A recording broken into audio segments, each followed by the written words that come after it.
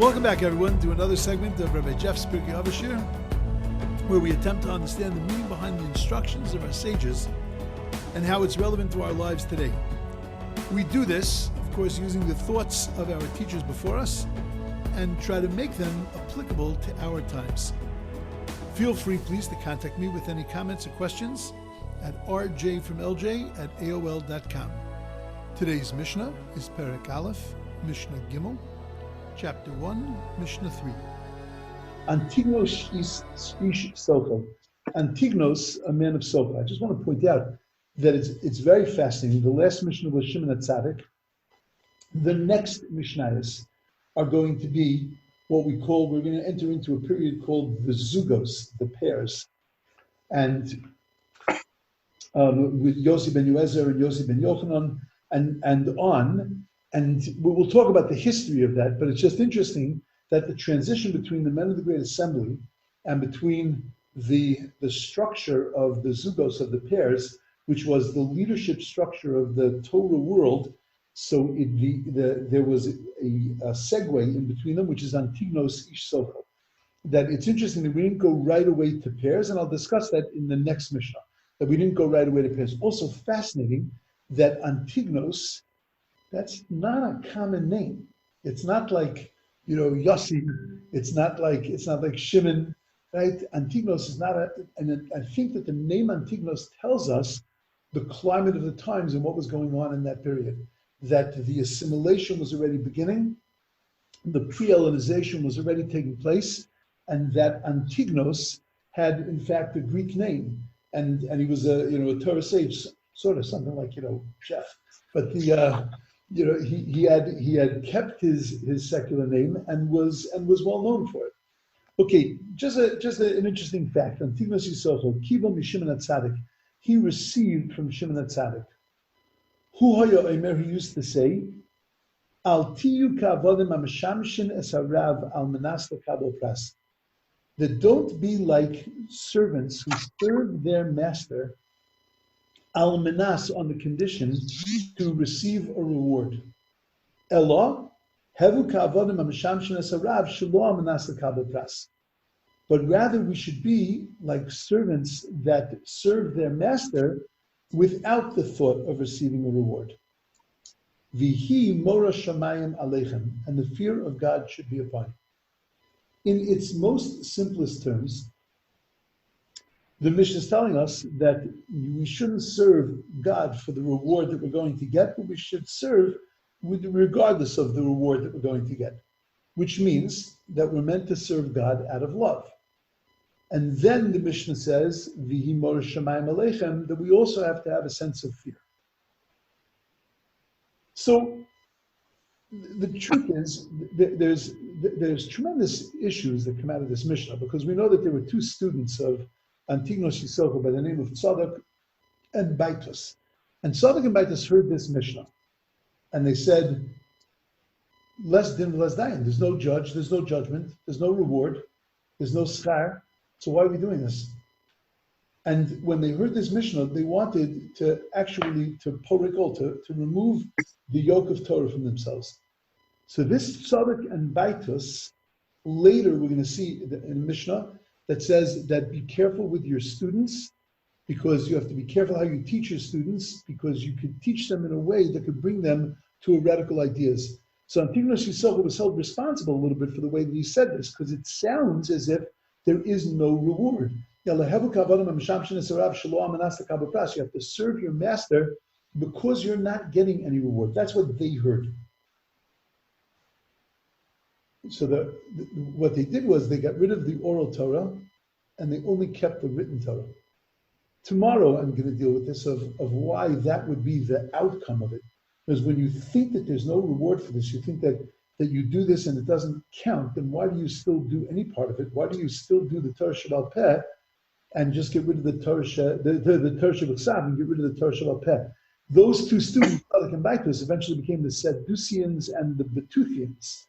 The Betuthians sort of melded off and they melted away in the Gan, and the Sadducees, the Tzdukim, they remained as a thorn in the side of the Jewish people for a long time. Some say that the Sadducees actually morphed into the Karaites. whether that's historically true and accurate or not doesn't make a difference. But that concept's been with us for a long time of those that will accept the written Torah but not the oral Torah. But how did that grow out of this Mishnah? Why was that the result of a difficulty with this Mishnah?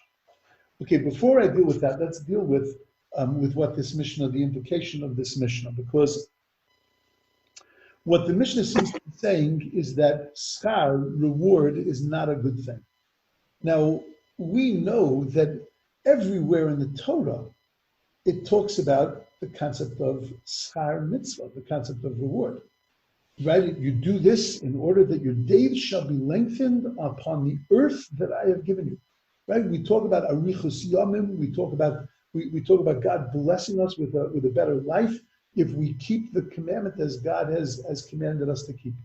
We're not shy about the concept of reward and punishment. We talk about in the Shema how one of the fundamental things that we accept every day is the notion of reward and punishment. And in the same way that we're worried about being punished, we understand that there's a concept of schar mitzvah, this concept of reward.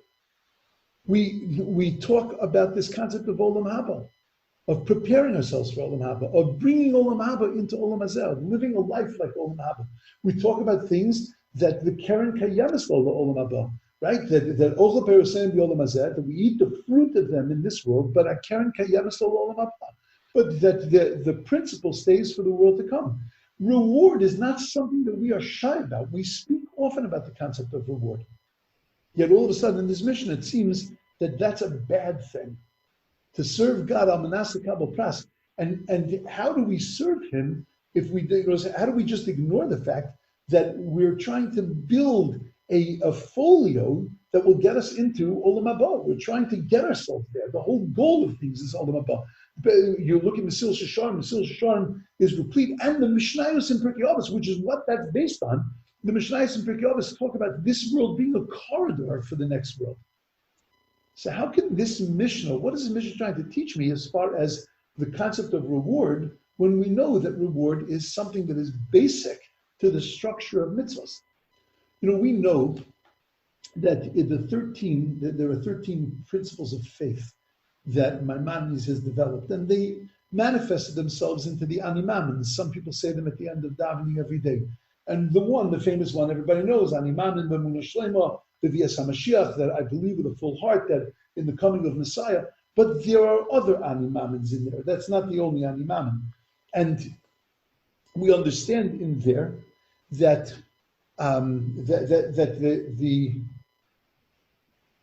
if you take those 13 animamins, the 13 I believes, and you break them down into 3 categories, there are the animamins that deal with belief in God. There are the animamins that deal with prophecy, belief in prophecy, and ultimately belief in Torah. And then there are the animamins that believe in reward and punishment. Animamin b'emunah shlema is part of a package of animamins that deal with reward and punishment. Some Rosh Hashiva, Rabbi Weinberg, once asked the question, and he wrote actually a book based on this, that why was it that we have, he understands why we have number 1, meaning category number 1, belief in God, is basic to the structure of the Jewish people. We need to believe that there's a God, otherwise there's no purpose to our existence. We also need to believe that there is a structure to our existence, and that's the belief in Torah. But why is it necessary to believe also in the concept of reward and punishment? Why can't it be that a human being can live looking at the Torah, serving God out of love, but yet not having a sense of that there is going to be anything after, there's going to be any kind of reward or any kind of punishment for the things that they do? He took the animamins and he showed why each one of those animamins was necessary. He took this 3rd category and he said, why is reward and punishment necessary for the structure of Judaism? Not just the belief in God and not just the belief in prophecy. He said, because it has to matter to someone. Because at the end of the day, with a child and a parent, very often parents are worried about making rules for children because they worry that the more rules they make, the child is going to rebel, it's going to be difficult for the child is not going to be happy. When in truth, it's rare that a child has ever suffered because of the rules that the parent has made if they're balanced and they're normal rules. the child suffers more when there are no rules and there are no boundaries, and the child is really left to figure out how to navigate through life on their own. That's much more complicated. And therefore, HaKadosh Baruch Hu had to build into our system a concept of reward and punishment that we know that it matters. It's not just that he asked us to do this, it's not just that he suggested to us to do this, but that it matters, it makes a difference. Our Shabbos makes a difference. Our kashrus makes a difference. Our chesed makes a difference. Our tefillah makes a difference. And that it matters, and the reward and punishment teaches me that it makes a difference and it matters to someone. That it'll bring me pleasure if I keep them, it'll bring me difficulty if I don't, because it makes a difference, it matters. On that level, I understand then why we have schar and onish, reward and punishment. Why then does this Mishnah seem to plant its feet in the ground and say, that's not why we do mitzvahs? What are you talking about? That's part of the basic structure of Judaism. Later in Pirkei Avos, we say that heavy zor, you have to be careful with the mitzvah kala, kibachamura, with a light mitzvah, like you do it with a hard mitzvah, because we do not know matan sparon, we do not know the reward that's given for mitzvahs. Well, if the reward for mitzvahs is not a good thing, then why do we use that as a reason to be careful with mitzvahs? Be careful with them because we don't know how serious it is what you're doing. But then that means it is serious. It does matter. The schar and the onish, the reward and the punishment does make a difference. Moshe comes to God 515 times. He davens to Hashem. V'eschonon el Hashem, the gematria, the numerical value of eschonon, 515. There's beautiful Torah about why it's 515 times, but he cries out to God 515 times. And God says to him that, look, you're not going into the land of Israel, but I will give you the schar. I know why you want to go in. You want to go in, Moshe Rabbeinu, not because the best falafel is in the land of Israel. You want to go into the land of Israel because you know you can't be Makayim mitzvahs. There are commandments that you'll never be able to keep if you stay outside the land of Israel. And therefore you want to go in to be makabel scharam, to get the reward of those mitzvahs. Tell you what I'm going to do. I'm going to give you the schar, the reward of those mitzvahs. What? If you're going to tell me in this Mishnah that we have to serve God without the thought of getting reward, because reward is not the ikr, that's not the reason why we do things. We serve God out of love, not out of the concept of reward. Then why would God reward, so to speak, Moshe and say to him, oh, Moshe, you can't go into the land, but I'll give you the reward. But that's not what Moshe wanted. Moshe wanted the asiyah of the mitzvah. He wanted to do the mitzvah. So then what was giving him the schar, helping Moshe? There's a Rashi that says, don't do it for money, don't do it for reward, but that we do mitzvahs only out of the love of Hashem. And that's beautiful, beautiful, that fits with our Mishnah. But then Rashi says, V'soif hadavar lakavod lavai, that in the end, the honor is going to come. But that's not the point. That's not why I'm doing it. I'm not doing it for any honor. I'm not doing it for any schar. I could ask this question 500 different ways, because schar is, reward is basic to Judaism. And if that's the case, what is this Mishnah teaching me? That schar is no good. So I want to give two answers. I hope I can get them both in today. The first answer I want to give is, God comes to Avram, and he says to Avram, Lech lecha me'artzecha me'la'adcha beis avicha. I want you to go from your house. I want you to go from your birthplace. I want you to leave your family and go to a land that I'm going to show you. And we talk about this being one of the first nisyonos, the tests of Avram, one of the major tests of Avram. It's considered an incredible moment in the formation and the foundation of the Jewish nation. We say Ma'aseh Avasim Labanim, which we talked about a few days ago, that the actions of the fathers are a sign for the children, which means that what the fathers did made it possible for me to do that also. I can change my life in the middle of my life because Avraham Avinu changed his. He made it possible. He put it inside the DNA of the Jew that we have the ability to be able to pick our lives up and to turn them around in the middle of those lives because Avraham Avinu was able to do that. We're able to be Moser Nefesh, to give up our lives for what we believe in because Avraham Avinu was willing to have himself thrown into a fiery furnace, not to give up what he believed in. This event of Lech Lecha was a massive event. and we talk about the Mesiras Nefesh of Avram. Whenever you hear a discussion about Avram's test, the next thing you'll hear is Vayashkem Avram Baboker. He gets up early in the morning and he goes running to do God's will. Beautiful. Unfortunately, they never tell you about Pasuk Beis. The second Pasuk in that whole section, where if the God says to Avram, Lech lecha me'artzecha, before Avram jumps to God and jumps to carry out God's will, it says in the Torah that God says to Avram, and by the way, Es halagai gadol, I'm going to make you into a great nation. You don't have any children, you'll have children. All the things that you're missing now, you'll have there. You'll have fame and fortune and money and family, and you'll have everything. Shkoyach. What kind of great thing was Avraham Avinu doing? If somebody promised you $1 billion if you moved to who knows where, so you're not like a big tzaddik. You're going, you're making money. You're going for the reward. Avraham Avinu was following God, but God promised him everything he was missing in his life. God promised to him. That's not following God. That's going after the money. What kind of nisayah, what kind of test was that?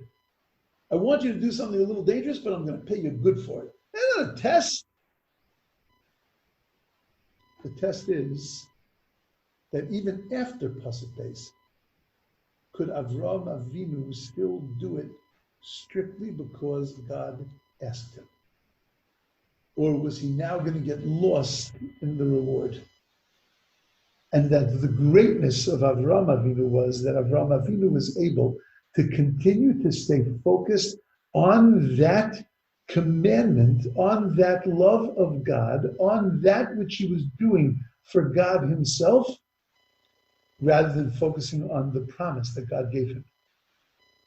The test to Avraham was, even though he knew that there was an Olam Haba, even though he knew that there was a reward, was he going to be able to do what he did, l'shem shamayim, strictly for the sake of a relationship with God? What the Mishna is telling me is, don't focus on the reward that you know is there, but rather climb above that.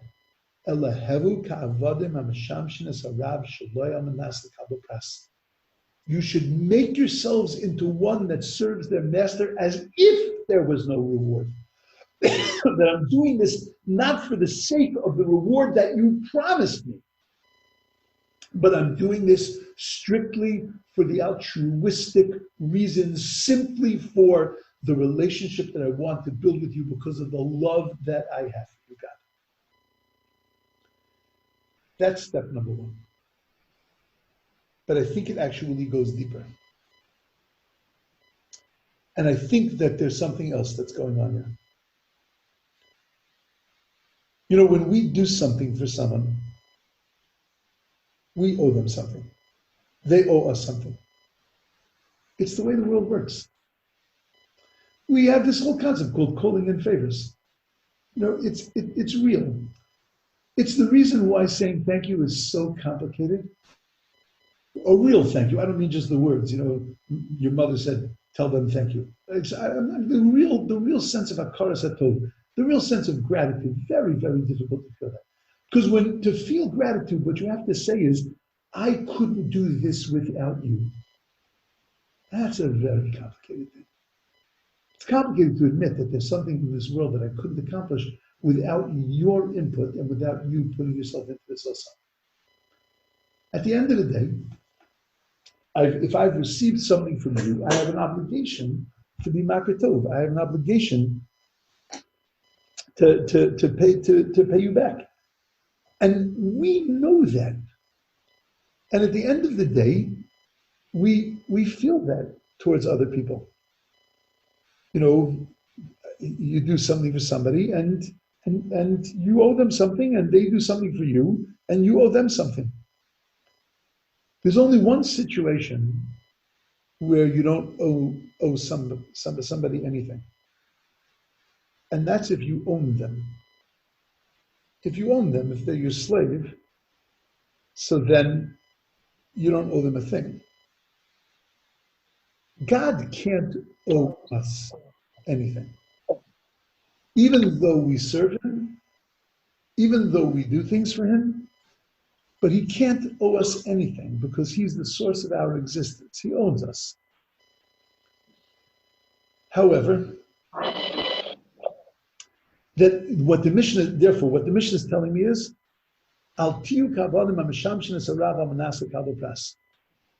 don't serve God with any thought that he's going to give you something back, because he owes you absolutely nothing.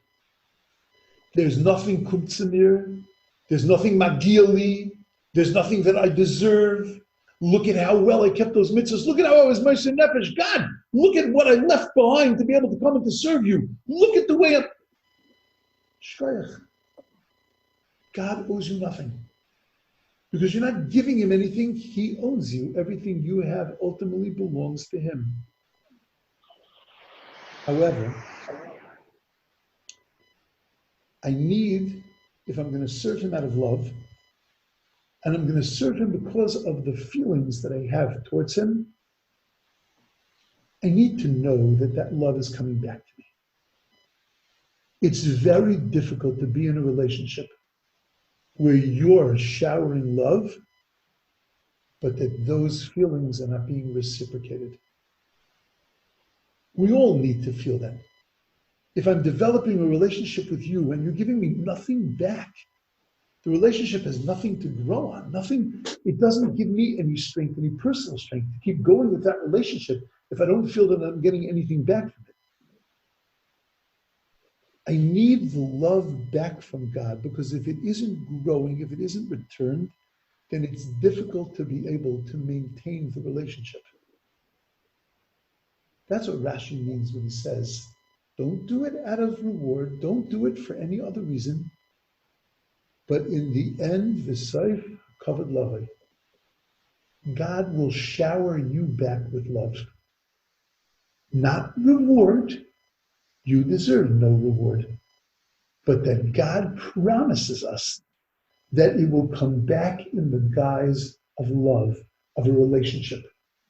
When Moshe stands there and says to God, I want to go into the land of Israel, and God says to him, you can't go into the land of Israel. But Moshe says, I want to serve you, God. I want to continue to serve you in the land of Israel. God says, I'm going to give you the reward. Not I'm going to reward you for that, but I'll give you the love that would have come back to you had you done these mitzvahs. I will give you that relationship. I will give you my connection to you. Because that's ultimately what we're waiting for from God. We're not looking to get a reward back. The pras we're not looking to get back. But we are looking to get the love back. And that's why we're promised schar. Schar is the way that God says to us, I love you.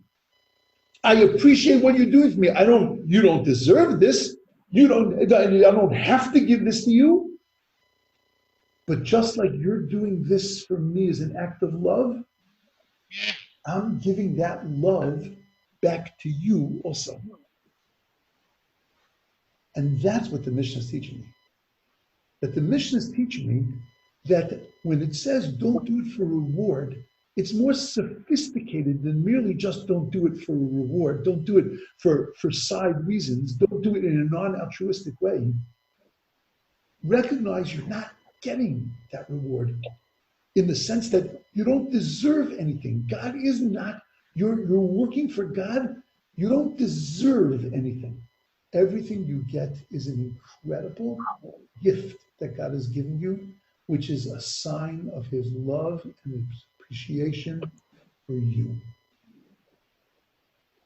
And that's why at the end of the Mishnah, well, actually I'm going to leave that for tomorrow, but at the end of the Mishnah, if that's the case, if it's all about love, and it's all about developing love, and the whole Mishnah is to teach me about loving God, then why do I need that line at the end, the Mora Shamayim Aleichem?